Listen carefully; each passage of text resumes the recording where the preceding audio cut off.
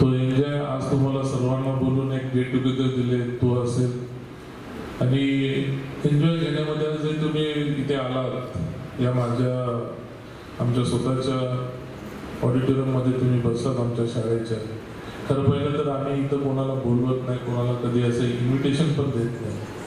आमची शाळा ही शाळा फार नव्या मुंबईतली 1 नंबरची टॉप लेवलची शाळा आहे. म्हणजे या ठिकाणी तुम्ही आता अंधारामध्ये आलात तर तुम्ही आमच्या मागे प्लेग्राऊंडला गेलात तर तुम्हाला टेनिस कोर्ट मिळेल, टेबल म्हणजे स्केटिंग ट्रॅक आहे, पुढे आमच्या 5 एकरामध्ये पुढचा स्पोर्ट्स क्लब आहे, स्विमिंग पूल आहे.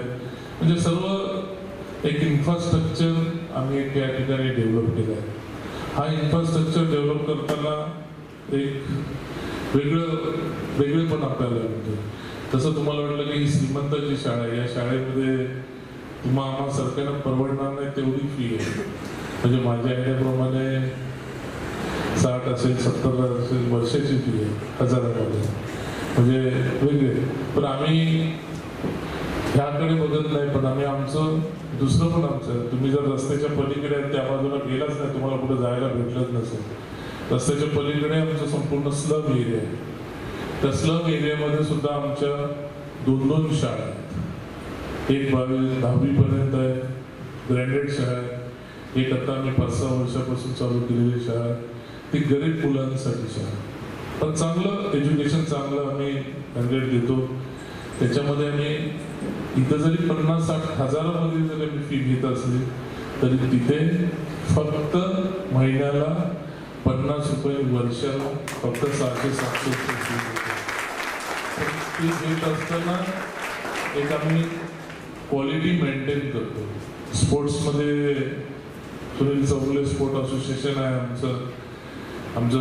खरं पाहिलं तर मी समाजाच्या बाबतीत फार चाक आहे. आमच्या जवळपास वाशीसारख्या पाम बीच रोडला 40-1,000 फुटाचं वडारा भवन आहे, ह्याच्यापेक्षा पण दुपटीने मोठं आहे. आणि मी केलंय एक एन्जॉय घेण्यासाठी केलंय.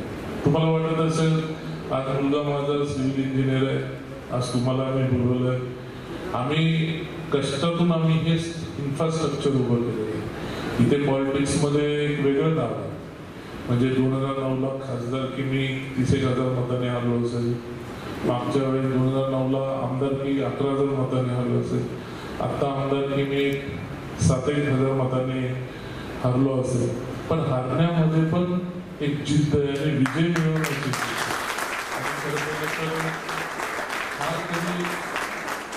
माणसाने कधी आयुष्यामध्ये हार ही पत्करायची नसते. खेळामध्ये हार होते तसे पॉलिटिक्समध्ये पण भरपूर हार होतात. पण आपण काय बॅकफुटला नसतं जायचं, आपण फ्रंटफुटला येऊन परत त्याला स्ट्रोक मारून आपण पुढे घालवायचं असतं. या ठिकाणी तुम्हाला जर आमचं मम्मीनी काय बोललं नाही, पण मी बोलतो. म्हणजे हे माझे मित्र आहेत डॉक्टर जोशी सर. तुम्ही एक बिलीव्ह नाही करणार. आता आमच्या इथे वडार समाजाची काय आहेत कार्यकर्ता, विजय चौगुले हा म्हणजे मी सिडकोला 9 वर्ष डायरेक्टर, नगरपालिकेमध्ये माझी 2nd term standing committee chairman, MMRT मध्ये मी काम केलं. पण हे उभं करत असताना मी सकाळी उठून दूध टाकलंय, पेपर टाकलंय, कन्स्ट्रक्शनमध्ये काम केलंय, टॉयलेट साफ केलं.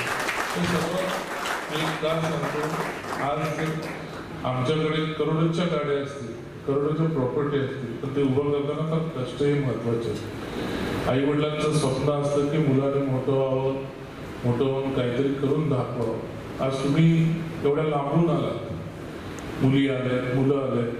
तुमच्या आई वडिलांना काहीतरी वाटते म्हणून तुम्हाला त्यांनी पकडलं. त्यांना वाटते ह्या स्पोर्ट्समध्ये तुम्ही कुठे ते ॲग्रेसिव्ह व्हावा, खेळामध्ये तुमचं कुठं सचिन तेंडुलकर सर्व खेळामध्ये पर्टिक्युलर अशा पद्धतीने तुमचं कुठेतरी नाव व्हावं, त्या दृष्टिकोनातून तुम्हाला आई वडिलांनी एवढ्या लांब पाठवलं.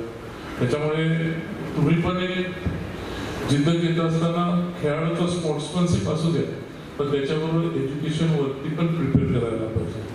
तुम्हाला वाटतं की मी किती शिकलोय काय, मला तुम्हाला आता बोलायची आवश्यक, तुम्ही बोलायला चौगुले ग्रॅज्युएट असतील, काहीतरी हे असतील. नाही, मी नॉन मॅट्रिक आहे, पण माझं एक प्रभुत्व बोलतो ना आपण, प्रभुत्व हे प्रत्येक गोष्टीवर, इंग्लिश असेल, मराठी असेल, हिंदी असेल, बोलण्यामध्ये आम्ही तेवढ्याच याच्याने बोलतो. पण या ठिकाणी मी तुम्हाला एक सांगतो की आज मी तुम्हाला बोलवलं कालची स्थिती पाहिजे. नव्या मुंबईची स्थिती हा विजय चौगुले जवळून ओळखतो. इथं रेड्डी खरात आहेत, मसूद सर आहेत. तुम्हाला इथं कोणी कोऑपरेट नाही करणार, इथे उद्घाटनाला जाते. पण तुम्हाला अशा पद्धतीने इथं मला माहित नाही की मला वाटलं का या सरांनी मला वाटतं एकदा मला भेटले आणि फोनवरती माझ्याशी बोलणं झालं. मला वाटलं तर की आमच्या जिल्हा परिषदेच्या शाळेचा काहीतरी कार्यक्रम असेल, जिल्हा परिषदेच्या आमच्या नवी मुंबई महानगरपालिकेच्या शाळेचा काहीतरी एक स्पोर्ट्स असेल आणि त्या कार्यक्रमाला त्यांनी मला बोलवलं. पण तिथं गेल्यानंतर मी थोडा एक बेचैन झालो की तिथं पाहिलं की मी पण आज स्पोर्ट असोसिएशन चालवतो, मोठ्या मोठ्या स्पर्धा आम्ही इथं ऑर्गनाईज करतो. पण तिथं पाहिलं तर तुम्ही सर्व कोण बुलढाण्यातून, कोण साताऱ्याहून, कोण सातारा तर आमचं नेटिव्ह प्लेस आहे, कोण कोल्हापूरहून, कोण म्हणजे सर्व तुम्ही 15-16 लोक स्टेटमधून आले. मला ते फार वाईट वाटतं की मला माहिती आहे की इथे आज मला मी बिलीव्ह करू शकत नाही की रेड्डी खरात मसूद सरांनी कसं हा इथं ऑर्गनायझेशन केलं. त्या ठिकाणी तुम्हाला या पावसामध्ये त्या ठिकाणी राहायला लागतंय एका साईडला. हे एक स्पोर्ट्स म्हणून स्पोर्ट्समनशिपचा एक प्रवक्ता म्हणून मला ते पटलं नाही. म्हणून मी काल मुद्दामून यांना बोललो की तिथं तुम्ही मुलं आलेलं असतात, एवढे लांबून लांबून आलात, काय ते खेळ झालं की लगेच एका रूम मध्ये जा, तिथं बसा. आता सर लोक चांगले असेल तर बरं आहे, ते एखादं कोणीतरी कोच पण असं असतं मग त्या कोचला हँडल आपल्याला करावं लागतं विद्यार्थ्यांना, अशी परिस्थिती.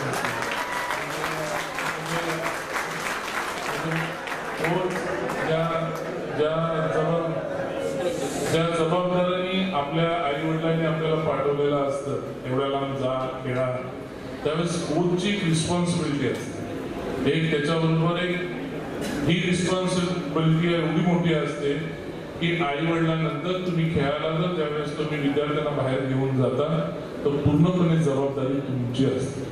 आणि ती जबाबदारी तुम्ही तिथं जाईपर्यंत, तुम्ही तुमच्या ठिकाणावर पोहोचेपर्यंत ती जबाबदारी सांभाळायला पाहिजे. नाजूक परिस्थिती असते. मुली एवढे लांबून येतात, तुम्ही लोक विद्यार्थी एवढे लांबून येतात. हे फार पॉसिबल नसतं. त्याला पूर्णपणे कोचवर डिपेंड राहायला लागतं. आणि कोच हा महत्वाचा घटक असतो. त्याच्यामध्ये ऑर्गनायझेशन, नियोजन करणारे आयोजक हे पण फार महत्वाचे घटक असतात. आज मी खरं पाहिलं तर कालची स्थिती पाहिल्यानंतर मला थोडं वेगळेपणा वाटला. मी तुम्हाला खरं पाहिलं तर आता आमच्या वडार समाजाची पण मला नंतर तिथं आल्यानंतर समजलं की आता अर्जुन माझा कार्यकर्ता आहे, त्याच्या नावाने पण एक टीम आहे, त्यांची क्रीडा मंडळ आहे. आता त्या लोक तिथं आल्यानंतर समजलं की साहेब आम्ही असं ठीक आहे. मी सरांना बोललो, गांधी सरांना बोललो, रेड्डीला बोललो, खरातांना बोललो की उद्या तुम्ही इथं आलात, तिथं आल्यानंतर इथून काहीतरी घेऊन जायला पाहिजे. ते घेऊन जात असताना त्याच्यामध्ये तुमच्या मधला असताना स्पोर्ट्समनशिप. आज मला वाटतंय तुम्ही आज आलात, परत तुम्ही विजय चौधरीला, मामी चौधरीला विसरू शकणार नाही. तुम्ही जोपर्यंत कुठं खेळायला जा, त्या ठिकाणी तुम्हाला वाटेल की आम्हाला कोणीतरी बोलवलं.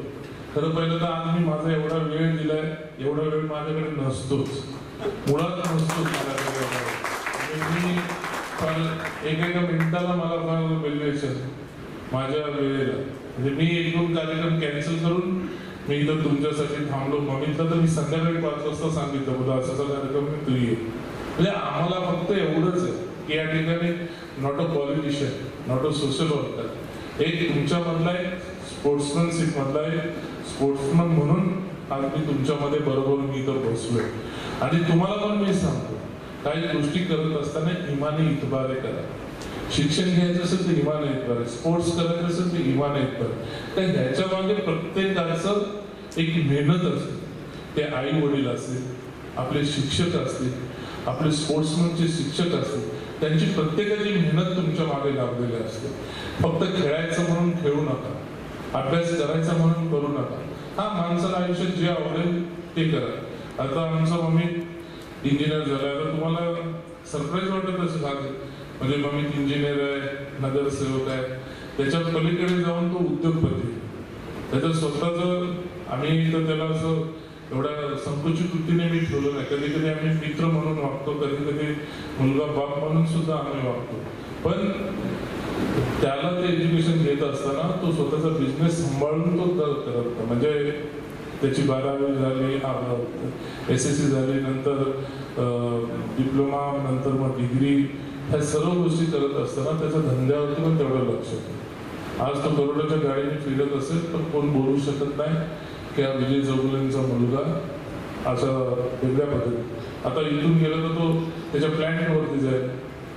40 गाड्या आहेत, आता प्लॅन्टवरती जाईल. आता तो प्लॅन्ट आमच्याकडे रेडमिक्स प्लॅन्ट रात्री जास्त चालतं, पण तिकडे पण तो स्वतः जाईल. आम्हाला ह्याचं म्हणजे फक्त काही ज्याला त्याच्यात आवड आहे त्याच्यामध्ये आम्ही मी फक्त इन्फ्रास्ट्रक्चर उभं केलं, पुढील त्यांनी करावं.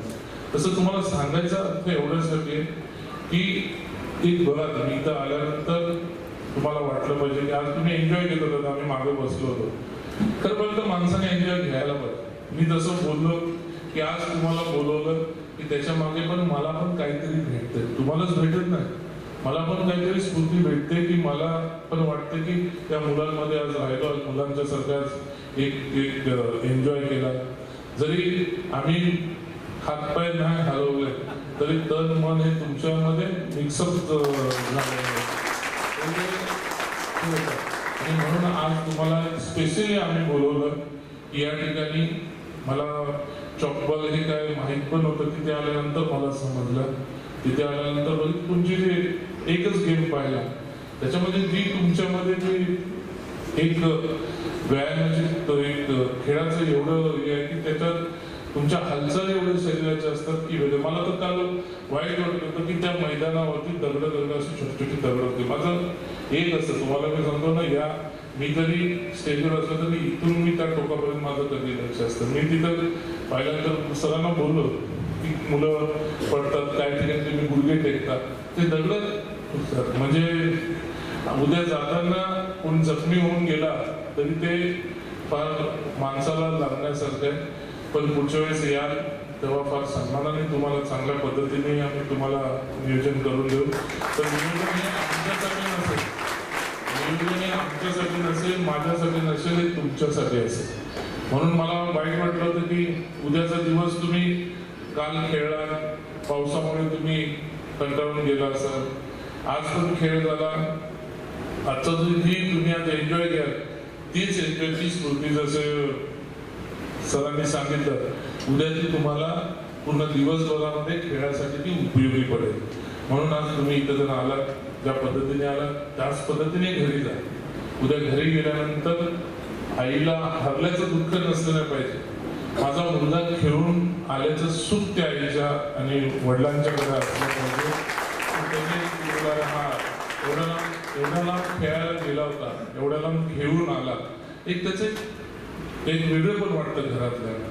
आणि म्हणून तुम्हाला मी सांगतो की ह्याच्यामध्ये जे जे काही स्पोर्ट्सला आम्हाला सपोर्टिंग करायला लागेल, मी आहे, मम्मी ते आम्ही सर्वजण करू.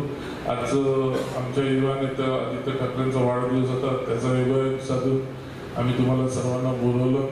तुम्ही लोक काहीतरी करा, पण जे कराल ते फार चांगलं करा. स्पोर्ट्स म्हणजे सर्व नसते, त्याच्यामध्ये एज्युकेशन पण फार महत्वाचा घटक असतो. तुम्ही म्हणून जर मी नाही शिकलो पण मी माझ्या मुलाला शिकून मोठं बनवलं, तसं तुम्ही सुद्धा तुमच्यात पण आई वडील तसेच असतील, गरीब असतील, सर्व श्रीमंत नसतील, पण उद्या स्पोर्ट्समॅन आणि तुमचं एज्युकेशन ह्याच्यामध्ये तुम्ही तुमची एक तत्परता दाखवा की उद्या नोकरीच्या वेळेस तुम्हाला 10 घरं फिरायला नाही लागणार.